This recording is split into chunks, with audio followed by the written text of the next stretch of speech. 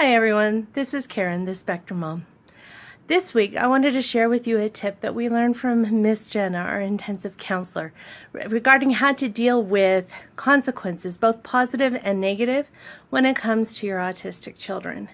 Okay, so what she suggested is to remove myself emotionally from the consequences.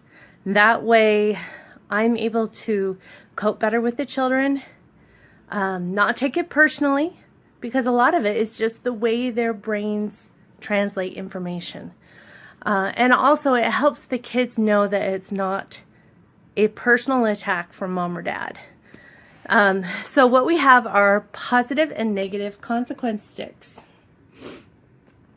Okay, so what I did is I just went to a local hobby store and got these little jars. They were on sale, so they were about $2. Okay, so these are our positive and negative consequence jars. I got these canisters for about $2 at my local craft and fabric store. And then what I did is just used some construction paper and wrote positive on one color and negative on the other. And then I added smiley faces and frowny faces on the tops of the jars. Then what Miss Jenna suggested was we get popsicle sticks.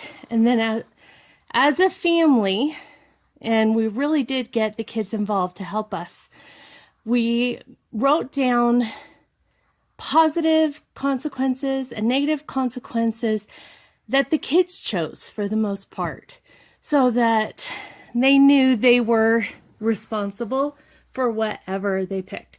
So this one says choose, squish, or order. And for us, a squish is at bedtime when we have prayers, everybody piles on top of mommy on the bed and squishes her flat. And while sometimes it's physically painful, oh my gosh, it helps release their stress right before bed. So this is a good positive consequence, and I would reward a positive consequence stick for when they did something unexpected, like helped their brother or sister, or did a chore without even being asked, or knew I was having a hard time and decided not to whine about something they were asked to do. Some of the other positive consequences that they chose, we have Play-Doh time. Let's see. Some of these are hard to read because we used a thick tip marker to write them, so I recommend using a fine tip marker. This one is add favorite food to the grocery list. Because my kids have such sensitive needs when it comes to food, that has a huge reward for them. We have a dance party where we all just get a little goofy and have fun around the house, dancing away. And even mom and dad get in on it. Of course, McDonald's, because my kids, the only time they'll eat chicken is chicken nuggets from McDonald's. Which is unfortunate that that's the only time, but I try. And there's things like 30 minutes one-on-one with dad.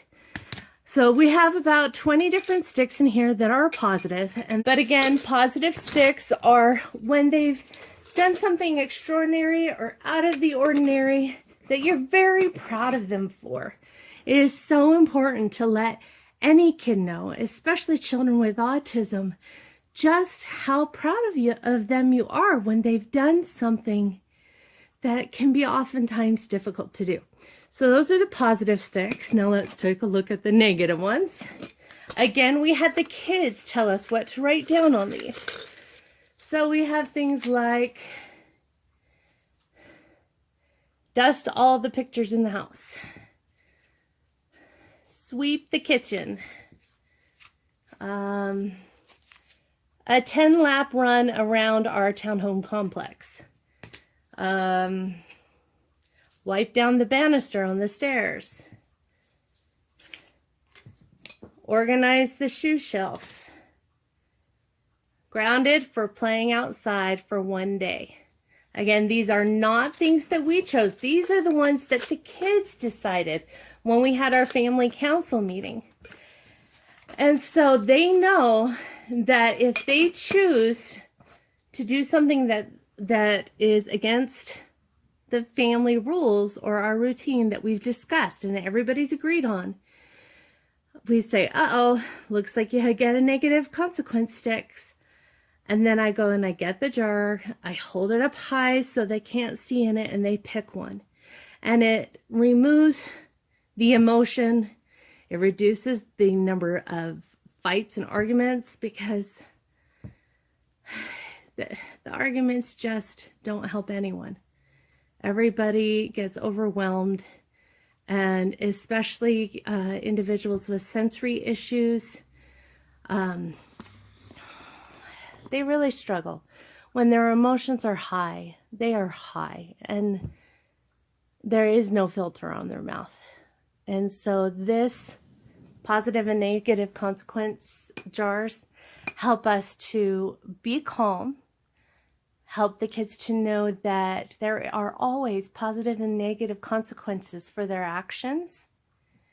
But it also makes it so that I'm less mad at them and they're less mad at me, because these are consequences we've agreed upon and that they came up with themselves. So I suggest you run out to your nearest craft store, see if you can find something similar on sale, and then you can use popsicle sticks or pieces of paper or anything you can think of, and try creating your own positive and negative consequence jars and see if they help your family out. I hope you have a great day.